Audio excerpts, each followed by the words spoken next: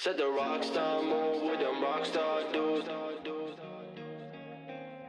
Said the rock star move with them rock star dudes. Now here's an SUV I'm sure even your grandmother needs no introduction to at this point. It's the Mahindra Thar Roxx, the 5-door Thar. And even though they gave it a rather silly name, there is no overstating just how significant an SUV this is for Mahindra. I mean, they launched it on Independence Day with a 150 SUV convoy led by none other than John Abraham himself. And they even got Farhan Akhtar to play a rock concert for the Thar Roxx. But amidst all this bravado and fanfare, one thing stuck out to me. The head of the auto division, Vijay Nakra, did say that their tagline, the SUV, is not just a bit of marketing. They really, really mean it, because this car, when it comes to space, ride comfort, interior comfort and refinement, is on par with none other than the XUV 700. Now, that's a very bold statement to make. It means that this is not good just by Thar standards, it's good by all SUV standards. And today, we're going to take an extensive drive of this SUV and see what they're really on about. Now, there is a whole lot to take in with this SUV, and I'm going to go into as much detail as I can with the time that we have. But you tell us down in the comments what you think of it, whether you like it. If you like this video, give it a thumbs up, share it with your friends, and I hope you're subscribed to Autocar India. And before we go any further, just a bit of a disclaimer. Whatever we think of the car, I have to say this has been one of the most chaotic drive events in my 10 years of reviewing cars. So if you see a few inconsistencies, number plates changing, colors, interiors, backgrounds, I do apologize. It has been crazy, but we want to get this review out as best as we can for you. Now, you might think there's not a lot to talk about design-wise, but they've actually made a number of changes. Chief of these is the new 6-slot grille, which is split down the middle and looks like a set of gritted teeth. I personally would have liked it in a contrast color rather than the body color treatment, but tell us what you think down in the comments. The rest of the face is pretty similar, save for the new LED projector headlamps and their C-shaped DRLs. Now, the big change, of course, is round here on the side. Up front, things are quite familiar with similar wheel arches, indicators inside them, but there you'll find big new 19-inch alloy wheels. Down here, the badge now says Thar Roxx, and in the big mirrors, you'll also find the new cameras on the sides. Here is quite a sturdy side step, and as before, you get the exterior hinge doors for all 4 of them. Now, onto the door that matters most. It's the new rear doors of this car, and well, the actual aperture down here is quite narrow from the outside, at least, and it eats into the wheel arch quite a bit. I wonder how that will factor in when you're getting in and out of the car. We'll know in a moment. Around here, you'll find that the door handle is concealed inside the door itself. And here, this sort of triangular section for the quarter glass and this pillar. It's caused quite an uproar on the internet, but tell us what you think down in the comments. The roof is contrast colored, all black or rather dark gray. And over there you'll find a big sunroof. This car does not come as a convertible like the 3-door does. Now, at first glance, the rear end of the Thar Roxx might look quite similar to the 3-door Thar, but look a little bit closer and you'll start to notice some differences, like the part LED tail lamps with the LED C-shaped signature over there, or this new 19-inch alloy wheel like the rest of the car that's on the back here, and the rear view camera that's nestled in there. It's even got a similar split tailgate to the 3-door Thar, but that all changes once you open the door and see what's inside. Now, this may be a 5-door Thar, but it's still a 5-seater. There's no third row, and that means you get a pretty cavernous boot. 644 liters, Mahindra tells us, from the floor to the ceiling. Now, that's substantial. That's luxury SUV territory. And yeah, our 2 trolley bags have no problem fitting in there. There are also some interesting details if you come in a little bit closer, like the fact that even though there are no third row seats, there's still a handle on the inside if you want to open this from the inside. Also, you'll find over there the subwoofer for the Harman Kardon sound system, and everything here is nicely carpeted down and can hold a whole lot. And if you want to store even more, those seats split fold 60-40. And speaking of which, let's go see what it's like sitting in those back seats. Now, I'm just under 5'8", and the seat, as you can see, comes to about my waist when I'm standing outside the car. And as you can see, this wheel arch does intrude quite a bit, I was right, into the entryway to this back seat. So there's a good thing there's a grab handle here and a step, because you do have to climb up over the wheel arch, sit down and shut the door. But you're greeted to quite a spacious interior when you're here. I mean, knee room is just really amazing. That's set to my driving position, and I don't think even taller passengers would have a problem with that. Where they might have a slight concern is headroom, because while I'm okay, I think 6-footers might be quite close to this roof lining thanks to the sunroof. Now, thigh support is excellent, as is often the case with Mahindra's SUVs, but the cushioning on the whole is a little bit firm. I wish it was just a touch softer. Now, if you flip this down, it's a little flimsy, but you do get a pair of rather shallow cup holders. The windows are quite upright and this aperture is quite small, but that's okay, because with this quarter glass you get in quite a lot of light. The window switch is up here on the doors. You get rear AC vents and a Type-C port for charging, and a little place to keep your cell phone down here. The panoramic sunroof, it truly is massive. Mahindra says it is one of the largest around, and it really comes all the way back past the rear passenger's head, so letting in a load of light. In fact, I thought it would be a little bit wider, but that's okay, because really it lets in so much light and gives a great feeling of airiness. More than just the size though, it's how big the opening is that's truly impressive here. Of note is that the roof liner feels really high quality, and I also like that 2 of the 9 Harman Kardon speakers are back there above the boot. But the piece de resistance with this seat, it's got quite a bit of recline, so if you just want to crash out on a long drive back here, you'll be pretty comfy. The back seat and boot then represent a huge jump in practicality compared to the 3-door Thar, but that doesn't mean they haven't lavished a great deal of effort on the front of the cabin. Now, of course, there are some similarities between the interior of this car and the 3-door Thar. I mean, the basic general layout is the same. You still get grab handles here and here, although these ones are white this time, which is going to attract some stains. And you get the same bolt upright SUV-like seating position, but there's where the changes start. Also white and cream is the general upholstery of the car. It's two-tone on the dash, and the seats are off-white. That's an interesting choice for a 4x4 SUV. Mahindra says you can wipe it down, but why should you have to when it could have just been a darker color? There are also a few trim changes. I like that the steering wheel comes from the Scorpio N and the XUV 700. There are these new screens. This 10.25-inch screen up here and another 10.25-inch digital dial set, both of which I think come from the 3XO or the XUV 400. Down here you'll find some cup holders that are quite shallow. I mean, they can't take a very wide cup, and if you put it in here it's going to slip over, and similarly small cup holders in the doors. Here there would have been a gear lever for the 4x4 system to select low range, but this is a rear wheel drive car, so you get a nice deep cubby hole instead. Here is the automatic gear lever. Down here you'll find the wireless charger, and here you get automatic climate control knobs and some very interesting switches, including drive modes and ventilated seats. That's right, these front seats are ventilated, and the driver's seat is also powered. There's no height adjust, but I don't think you need it when the seating position is so high anyway. The seats are large enough, but the cushioning is firm in places, and there's an excess of shoulder support which makes you sit in a hunched position. Now there's also a whole lot more equipment in this car compared to the 3-door Thar, and let me take you through it right now. Some of the highlights for me are those twin 10.25-inch screens, the 360-degree cameras, the electronic parking brake, powered driver's seat, ventilated front seats, panoramic sunroof, and the incredibly punchy 9-speaker Harman Kardon sound system. It all serves to move the Thar firmly out of recreational off-roader and into premium SUV territory. You also get 6 airbags, ISOFIX mounts, 3-point seat belts all round as standard, while the top spec cars get level 2 ADAS features. There is, however, no Bharat NCAP score for the Thar Roxx just yet. But hold on, because I'm not quite done with this interior.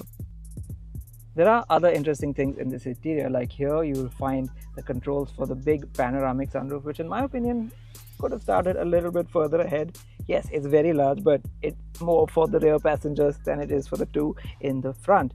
I also like this frameless mirror, which looks very premium, as to the felt linings around the buckles for the seat belts. It's something you can't see, but it just adds that premium touch. Now under here, this is a split thing where the left hand side armrest slides, and if you lift it up, you'll find a pretty small cubby hole down there. Now there are some oddities that I'm not so happy about. It's just nitpicks really, but it's interesting, like these AC vents. Now with the knob in the center, you think this is the center position, but actually the vents are pointing to the right. To get them to point center, you have to push them all the way there. It's just bugging my OCD a little bit. And while quality in general is pretty decent, there are a few build quality oddities, especially with finer things like the stitching, which is a little bit rough and can be a bit wavy in places. Now, I really like this touchscreen. The UI is very, very attractive and very premium looking in my opinion, and really uplifts the ambience and the luxury quotient of this cabin. It works quite slickly, and it's got some interesting features. It's got navigation by Map My India, Mapples. It's got adventure stats, which is an upgraded version of what you got in the Thar 3-door. This is your on-road stuff with power, torque, and your trip meter. Here you get a rev counter and your speed. Here you get a compass. Then you move to the off-road stuff, which gives you roll, pitch, more trip information, tire direction, compass again, and altimeter, and lap info for track use in a Thar. Okay, fair enough. But again, it's one of those oddities that seems to have come from other cars in Mahindra's portfolio onto this. For instance, there is also a climate menu that is set up for dual zone, as you can see, with 2 temperatures, but this car of course only has single zone. When you change the temperature, it changes for both sides, so it is actually still single zone, but it's been set up for dual zone. And there are some oddities like that throughout the user experience, both here and on this screen, that aren't very friendly and just a little bit at odds with the ambition of the UI. So that's something I hope they can sort out in software later on. And as I said, this extends to the digital dials too. The digital instrument cluster again is very, very pretty looking, but it is quite slow to function. You have to keep pressing this one button to cycle through all the menus, and they take their time to cycle through. And the most annoying thing is that if you get interrupted by a passing car and the parking sensors go off, it resets and you have to start the whole process all over again. Still, there is a little bit of customization in the 3 dial designs that you can choose from, and yes, it is very clear and easy to read, so I'll give it that.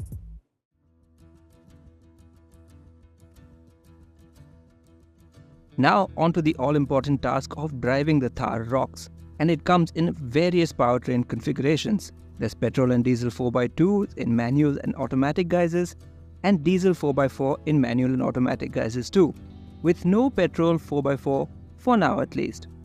And of all these, we managed to drive 3 of them. And yes, as I mentioned earlier, we didn't get much shooting time, so if the outside of the car doesn't match the inside, please understand. Let's start with the petrol automatic, and since we are on a long convoy drive through the city, our first impressions started in traffic. So this is the point of time in the drive when we are actually stuck in quite a bit of traffic. So I thought, since we're all slowed down, might as well tell you a little bit about this car's ADAS system, because yes, it has level 2 ADAS. I like the way they've calibrated it. It's not overly sensitive, which can be a problem in some cars. Here it gives you enough leeway and a few warnings before it actually intervenes, especially the auto emergency braking. It'll vibrate the steering wheel, and presumably once you get really close to the obstacle in front of you, it will slam the brakes. Thankfully, I haven't had a chance to fully test out the extent of that feature just yet. If you can hear those beeps, that's because the parking sensors around the car while it's in drive are quite sensitive, and the moment anything comes quite close to this very big car, it sets off the parking sensor. There is a way to turn that off, because yes, that is quite sensitive and it tends to fire quite often. The good news is other ADAS features that matter when you're going faster, like adaptive cruise control and lane keep assist, work well too, as we found out later on. But for now, how does this car drive? Now this particular Thar I'm driving is the petrol automatic rear wheel drive, and that I think makes it the most lifestyle-y or conventional of all of the Thar models on sale. It's also potentially the lightest of all the Thars, which I think also makes it the sportiest, if that's even a thing with Thars. Well, let's have a look, shall we? Because this car does have a zoom drive mode, which I believe is the sportiest one. And yep, instantly throttle responses get very, very sharp. In fact, they can be a little bit too sharp and quite snappy if you're not being careful. But if you can get past the snappiness, what will really strike you about this engine is just how smooth and how strong it is. 177 horsepower, 380 Nm, that's a seriously strong amount. And all funneled to the rear wheels in a very snappy manner in this zoom mode. Yeah, you will spin the wheels on a loose surface. But let's dial it back down to zip drive mode, which is comfort, oddly enough. And let's appreciate how smooth this 6-speed Aisin torque converter automatic gearbox is. You can hardly tell it's there, you can hardly tell it's shifting, and you're just coasting along on a nice cushy ball of torque. Doesn't feel rev happy or urgent, and the gearbox just masks everything so well that the experience is just so relaxing and unobtrusive. The downside? Well, you're probably going to have to suffer through single-digit fuel economy figures. But hey, if you've made the petrol choice, you've got one of the better petrol powertrains out there. It's also incredibly refined, and in fact, the only thing you can really hear is the turbocharger whine at certain RPMs. Now we have to talk about the ride quality of the Thar Roxx, because really that's where Mahindra seems to have put the maximum amount of its focus. For one, this car uses an entirely new platform. It's the Gen 4 ladder frame chassis, which Mahindra has dubbed Glide. That too is a pretty big call, because yeah, this is still ultimately a ladder frame SUV with a live rear axle. So how has it turned out? Well, very good by the standards of ladder frame SUVs. I will give it that much at least. The new ladder frame chassis is considerably stiffer, which allows them in turn to fit softer dampers. They've also equipped it with the likes of frequency selective damping, as well as rubber bushings for the bump stops, which really adds a nice soft edge to the suspension. The result? Well, yes, it is among some of the better ladder frame SUVs out there. You don't get moved around and shook around like you would expect to in a Thar or any other big body-on-frame SUV, but frankly, it's just no match for a conventional monocoque SUV like the XUV700. Though considerably softened, you do still feel quite a bit of vibration over a bumpy road like this one, and hit a heavy bump, and yeah, there's a lot of thud through the cabin. What has improved considerably is that you don't get a lot of shake or shudder or shock through the steering wheel, and that's because they've moved from hydraulic to electric power steering. That's a huge benefit, not just from the steering point of view, which I'll get to in a moment, but also from the fact that this car just doesn't feel as cumbersome to drive over a bad road. But yeah, the steering, it's so much lighter, it's so much easier, and it does make this tough SUV feel like steering a car, a hatchback, a sedan, not a behemoth tank, which is what it actually is. Refinement levels overall are just outstanding, whether it be the engine, the suspension, all of it. There's very little wind noise too. The experience you get is really quite pleasant, and yes, very close to your conventional premium family SUV. All this, remember, is in a Thar, which is meant to be a lifestyle off-roader. And though I may be in a small narrow lane right now, I drove this car out on the highway earlier and it handled that even better than this.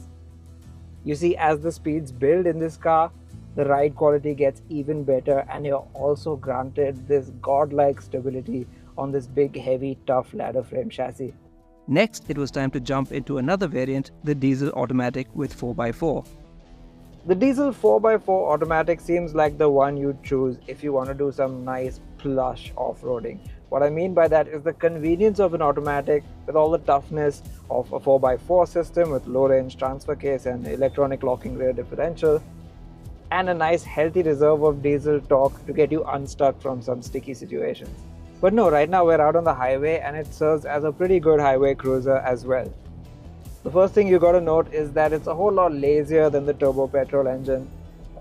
Spins up nice and gently, but feels like there's a strong reserve waiting to be unleashed. What also keeps things lazy is the fact that this car doesn't have a sport mode for some reason. It does have the off-road modes, sand, mud and snow, but there's no zoom mode to make things go faster. I'm not sure why that is, but that's how it is, and I suppose it's just as well with the big lazy diesel engine. The gearbox as a result never gets too aggressive and likes to slur through its gears, which is just fine. Another thing I noticed about this diesel automatic version is that the brakes are a whole lot snappier than the petrol automatic version. You have to be a lot more judicious with the brake pedal or else you'll be lurched forward. Another thing I'm happy to report is that the diesel version doesn't feel any different in the ride and handling department compared to the petrol. Oftentimes, in order to compensate for the added weight of a diesel engine, car makers stiffen up the suspension, and the heavier weight also makes the car feel a bit more ponderous, but not here because this is a heavy car either way, and the light electric power steering takes care of it so well. It just doesn't make you feel the weight of this big heavy Thar Roxx. Now, given this is the 4x4 version of a Mahindra Thar, the right thing to do would be to go off-roading. But again, unfortunately, time was not on our side. But stay subscribed to the Autocar India channel because we're definitely going to put it through a proper 4x4 test soon. What I can do to whet your appetite until then is tell you about the Thar Roxx's off-road hardware. Though we don't have a ground clearance figure, we hear it's higher than the 3-doors 226mm thanks to the larger wheels, and it has the same 650mm of water wading ability. Its ramp breakover angle is reduced to 23.9 degrees thanks to the longer wheelbase, while approach and departure are 41.7 and 36.1 degrees respectively. You get a low-range transfer case activated by a traditional lever, not the on-the-fly knob like the Scorpio N, and there are brake locking differentials as standard with an electronic locking rear differential for the 4x4 versions. There's crawl assist that helps you navigate through tough terrain at low speed, while IntelliTurn Assist brakes the inside wheel for sharper turns at lower speeds. And finally, we managed to squeeze in just enough time to try out the diesel manual 4x4. Now I suppose this is the purest form of the Thar you can get, especially if you want to go off-roading. It gives you full manual control of everything and really get into the action of getting yourself unstuck. But again, here out on the highway, it's not such a bad experience. It makes for a pretty good cruiser. That's largely down to the diesel engine's lazy, heavy reserves of torque. You can just chuck it into 5th or 6th gear even and just cruise. Like for instance, check this out, 6th gear, 1000 maybe 100 RPM, 58 kph, and it's pulling. It's not pulling enthusiastically, but it's pulling. Now again here, like with the diesel automatic, you don't get a sport mode or zoom mode. But in this manual version, you don't get the off-road modes either. It doesn't appear so at least. And again, that's just as well because, like I said, this is a nice lazy diesel engine. You don't really feel the need for a sport mode. And you don't feel the need for the off-road modes either because this is the manual. You want it to be as pure an experience as possible. You want to have full manual control with little electronic intervention. So what about the actual process of driving manual? Well, it's not off to a good start honestly because of the way the pedals are arranged.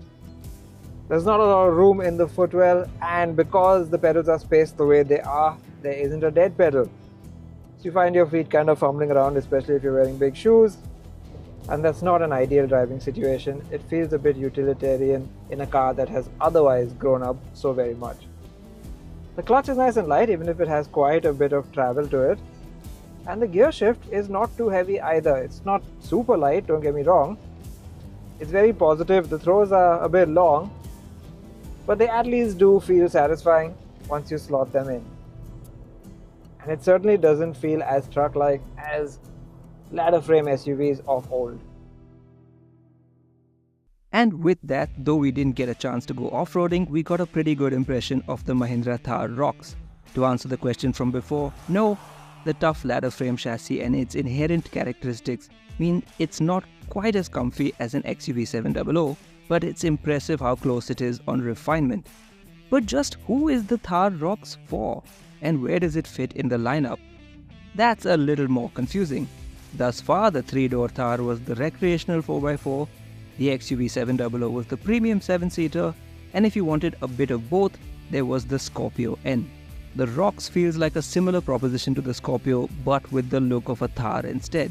What matters though is that Mahindra has offered buyers yet another option in the same 12 lakh plus SUV space, which it wants to completely dominate in the next few years. Prices go from 12.99 lakh rupees to 20.49 lakh rupees across the wide range of variants. But do note, 4x4 prices haven't been revealed yet, so expect to pay a few more lakhs for those. Well, one thing's for very sure, this is more than just an elongated Thar. It is so much more than the sum of its parts. That's because it's got a new chassis and so much tech. It's an all-new Mahindra SUV, and in fact, a lot from this car will trickle down into lesser Mahindras, perhaps even the 3-door Thar. It really sets a new benchmark for Mahindra's ladder frame SUVs, and I'm excited to see what the brand has next, both for the Thar and the rest of its SUV lineup.